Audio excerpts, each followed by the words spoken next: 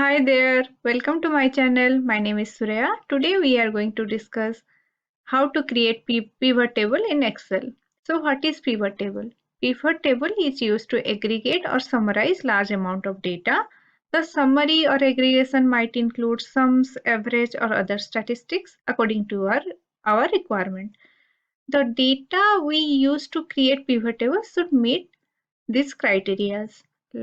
All the columns should have headings. Each column should contain same type of data. It should not contain a mixture of data types, and there should not be any blank rows or columns.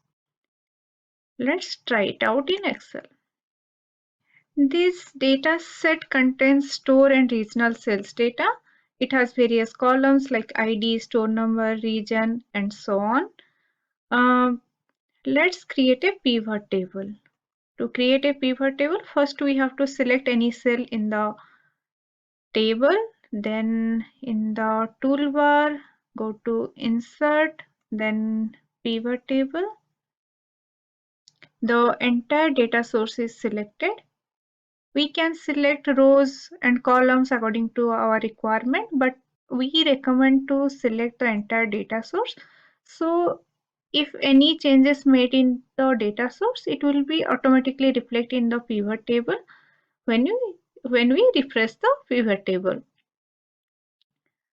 It's showing two options. Choose where you want the pivot table to be placed. I always prefer new worksheet. Click on new worksheet, then click on OK.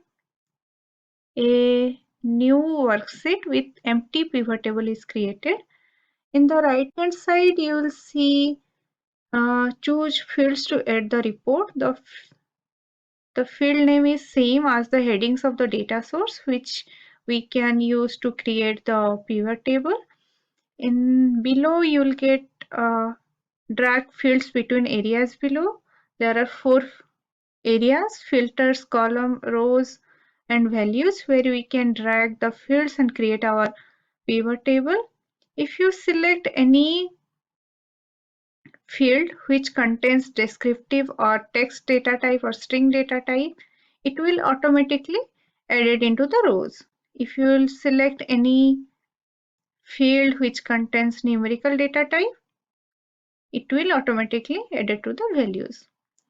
Let's create a pivot table to see the cells according to the region. So place the region in rows, drag and drop. Then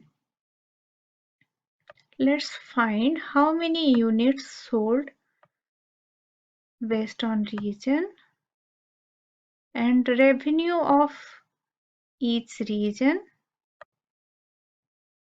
Here you go. The summary of the sales based on regions. Let's filter the record based on month. Drag and drop the month on filter.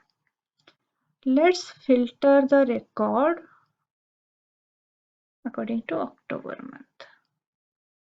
Here you go. The number of units sold and revenue of all the 3 regions for the month of October.